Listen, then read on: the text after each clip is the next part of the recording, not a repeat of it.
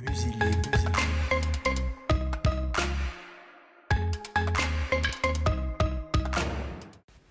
Balance ton sexiste, le podcast fait pour les femmes. Joël, 70 ans.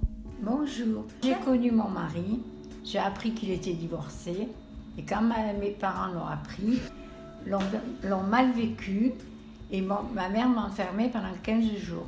Et j'ai pas trouvé ça normal parce que j'avais un frère et mon frère avait tous les droits. Et je trouve que c'est une différence d'égalité entre l'homme et la femme. Et mon frère n'avait pas de compte à rendre avec qui il sortait, ni si elle était divorcée, ni si elle était plus âgée. Et moi, j'avais pas le droit, je trouvais pas ça très normal. Véronique, 50 ans. Bonjour, j'ai vécu une histoire sexiste. J'ai été en formation pour une reconversion dont on avait une partie informatique Word Excel dont le formateur était misogyne. Alors il ne supportait pas trop les femmes, donc il nous traitait pas très bien. Il avait des mots un peu indifférents par rapport à nous, il s'occupait plus des hommes. Les mots, il ne s'occupait pas de nous, il nous délaissait, il était plutôt misogyne, on était bon à rien. Et alors, d'autant plus que quand on n'avait pas, parce qu'il était très calé en informatique, c'était quelqu'un qui avait été, suite à pas d'emploi dans son niveau de travail informatique, s'était reconverti lui aussi en formateur. Et comme il était très calé, il ne supportait pas qu'on n'ait pas de connaissances, pas de patience, donc ça a été une épreuve pas trop sympa dans le sens où moi qui étais pas très douée m'énervais toute seule sur mon écran et avait un peu du mal, et beaucoup eu mal à l'estomac, pris des Malox en sortant le soir. Voilà, pour résumer, une des formes sexistes des hommes. Audrey, 18 ans.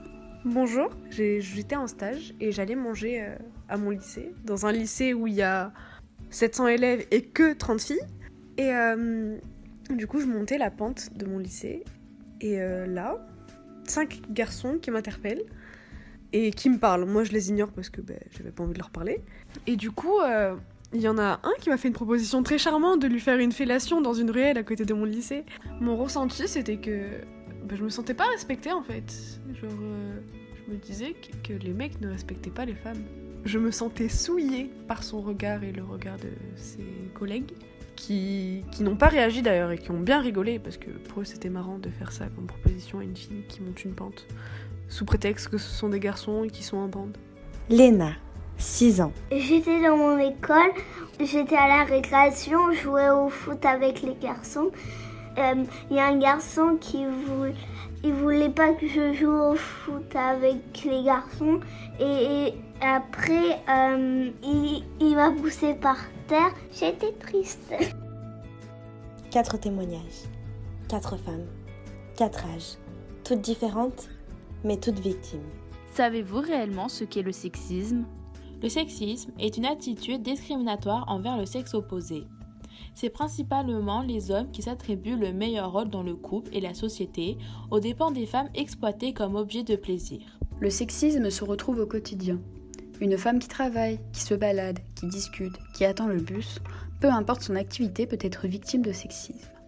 Cela peut venir d'un inconnu comme d'un proche. Les femmes qui vivent ces situations peuvent ressentir un mal-être, se sentir mal à l'aise, honteuses, apeurées. À cause du sexisme, elles peuvent se sentir fautives. Mon avis ne compte-t-il pas vraiment ? Est-ce qu'un garçon est plus fort que moi ? Suis-je réellement fautive ? Pourquoi suis-je mise à l'écart ? C'est normal qu'il me parle mal ? Est-ce mal d'être une femme ? Est-ce à cause de ma tenue ? Suis-je vraiment incompétente ? Aucune n'est fautive, mais alors qui l'est vraiment ? L'éducation ? La distinction des genres dès l'enfance ? Une société défaillante ? Peut-être bien, mais nous les femmes, certainement pas. Il faut donc dire non au sexisme, se mobiliser et sensibiliser les personnes afin qu'il n'y en ait plus, et ne plus rejeter la faute sur les femmes. Alors, luttons tous ensemble pour que plus aucune femme n'ait à raconter son histoire.